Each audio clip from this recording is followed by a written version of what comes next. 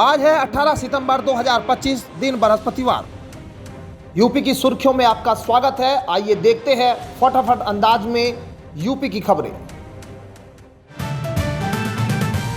उत्तर प्रदेश के सभी जिलों में 108 और 102 एम्बुलेंस सेवाओं के लिए भर्ती प्रक्रिया शुरू हो गई है। यह भर्ती एक निजी संस्था द्वारा की जा रही है। इसमें ड्राइवर और ईएमटी मेडिकल टेक्नीशियन के पदों पर केवल पुरुष अभ्यर्थियों से आवेदन मांगे गए हैं। ईएमटी पद के लिए इंटरमीडिएट या स्नातक एमएससी बीएससी जैसी योग्यता जरूरी है, जबकि ड्राइवर के लिए न्यूनतम 8वीं पास और वैध ड्राइविंग लाइसेंस होना चाहिए।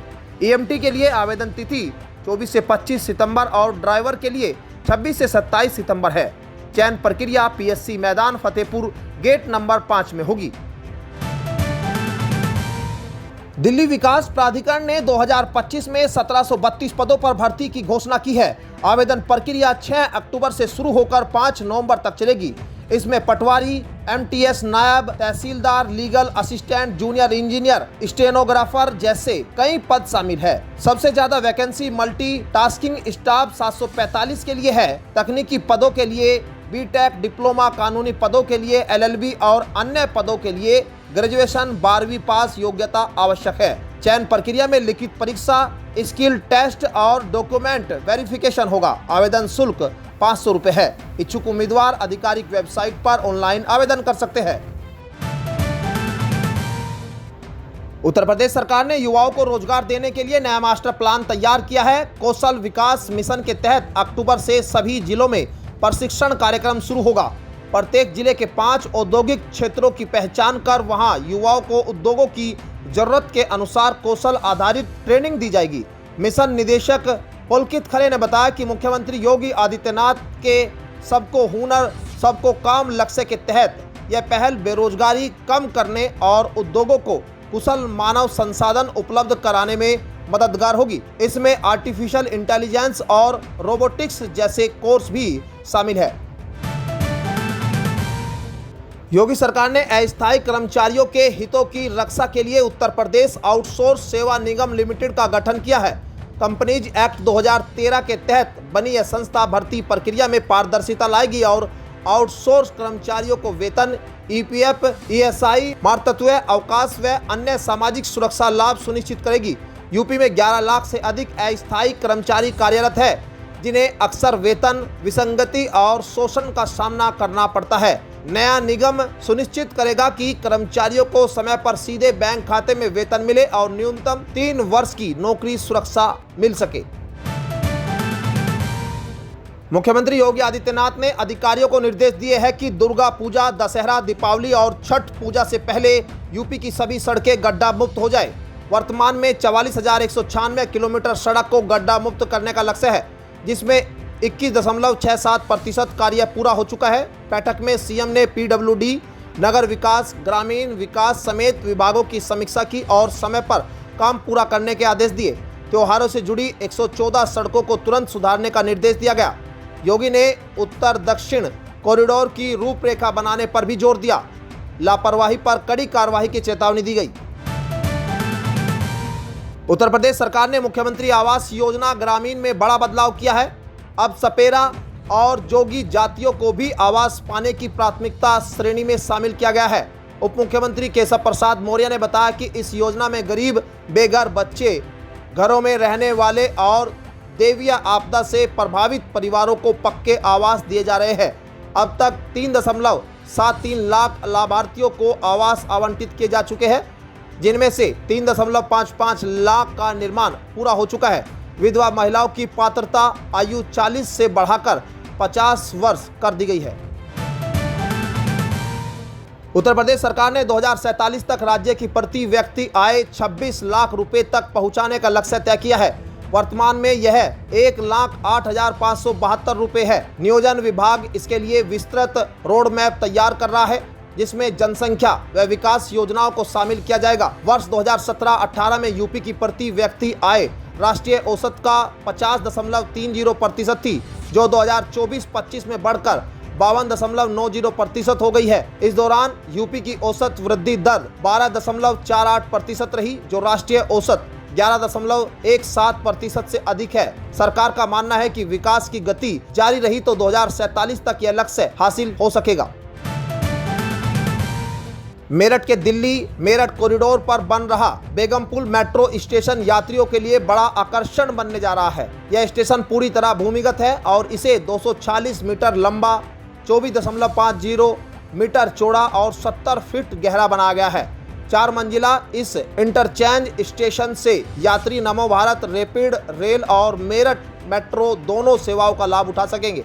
स्टेशन में 20 escalator, 7 lift, 4 entry exit gate और पार्किंग की सुविधा होगी।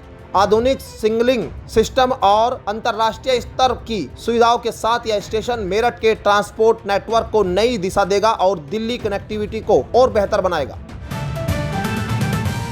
लखनऊ में सीएम योगी आदित्यनाथ ने स्वास्थ्य नारी सशक्त परिवार अभियान और 8वें राष्ट्रीय पोषण माह का शुभारंभ करते हुए आंगनवाड़ी कार्यकर्ताओं के मानदेय में वृद्धि और स्मार्टफोन देने की घोषणा की। उन्होंने कहा कि उनकी सेवाओं का सम्मान कर उन्हें आत्मनिर्भर बनाया जाएगा। प्रदेश के 75 जिलों में 20,324 स्वास्थ्य शिविर लगाए जाएंगे, जहां महिलाओं और बच्चों की निःशुल्क जांच होगी। सीएम ने पीएम मोदी को 75वें जन्मदिन की बधाई दी और कहा कि उनकी प्रेरणा से यूपी सरकार महिला सशक्तिकरण और स्वास्थ्य क्षेत्र में निरंतर काम कर रही है। उन्होंने मातृ शिशु मृत्यु दर में सुधार और 41 नए मेडिकल कॉलेज बनने का भी जिक्र किया। समाजवादी पार्टी अध्यक्ष अखिलेश यादव ने बीजेपी पर मतदाता सूची में हेरफेर और फर्जी वोटिंग के गंभीर आरोप लगाते हुए चुनाव आयोग को जुगाड़ आयोग करार दिया। उन्होंने महोबा में एक ही घर में 4000 वोट दर्ज होने का मामला उठाया और कार्यकर्ताओं से सतर्क रहने की अपील की। अखिलेश ने कहा कि बीजेपी प्रशासन की मिलीभगत से फर्जी आधार कार्ड बनवाकर वोट डलवाती है। उन्होंने चेताया कि चोरी जारी रही तो जनता सड़कों पर उतरेगी। वहीं बीजेपी प्रवक्ता आनंद दुबे ने इन आरोपों को बेबुनियाद बताते हुए अखिलेश पर जनता को गुमराह करने का आरोप लगाया। उत्तर प्रदेश में पंचायत और 2027 विधानसभा चुनाव से पहले आरएसएस हिंदुत्व के एजेंडे को धार देने की तैयारी में है। संघ शताब्दी वर्ष पर विजयदशमी के दिन ऐतिहासिक पथ संचलन और प्रदेश भर में हिंदू सम्मेलन आयोजित करेगा। निराला नगर में हुई संघ भाजपा की 3 दिवसीय समन्वय बैठक में तय हुआ कि तहसील और ब्लॉक स्तर पर भी सम्मेलन होंगे, जिनमें दलितों और पिछड़ों की भागीदारी सुनिश्चित की जाएगी। बैठक में युवाओं, व्यापारियों, महिलाओं, किसानों व श्रमिकों तक संगठन की पैठ बढ़ाने की रणनीति बनी। भाजपा और आनुषंगिक संगठनों की इन कार्यक्रमों में सक्रिय भूमिका होगी। उत्तर प्रदेश सरकार के समर्थ उत्तर प्रदेश विकसित उत्तर प्रदेश 2047 विजन के लिए जनता से अब तक करीब 2 लाख सुझाव मिले हैं। इनमें 1.35 लाख ग्रामीण और 65,000 शहरी क्षेत्रों से आए हैं। शिक्षा क्षेत्र को लेकर सबसे अधिक 70,000 सुझाव प्राप्त हुए, जबकि नगरीय विकास, कृषि, स्वास्थ्य और समाज कल्याण से जुड़े हजारों सुझाव दिए गए। देवरिया, हरदोई, गोरखपुर सहित 8 जिलों से सर्वाधिक फीडबैक मिले। जनता ने विधायकों की न्यूनतम शैक्षणिक योग्यता, स्नातक करने, गौशाला समितियों में महिलाओं की 50% भागीदारी और लखनऊ में फिनटेक सिटी जैसी मांगे भी रखी है। बरेली में आयोजित अस्तित्व बचाओ भाईचारा बनाओ सम्मेलन में आजाद समाज पार्टी और सांसद चंद्रशेखर आजाद ने जगत गुरु रामभद्राचार्य के मिनी पाकिस्तान बयान पर तीखा हमला बोला। बिना नाम लिए उन्होंने कहा कि संत की न कोई जाति होती है न धर्म, लेकिन एक संत ऐसे हैं जिनकी आंखें नहीं हैं, सोचिए उनके कितने पाप होंगे। चंद्रशेखर ने कहा कि मेरठ किसानों और 1857 की क्रांति की धरती है।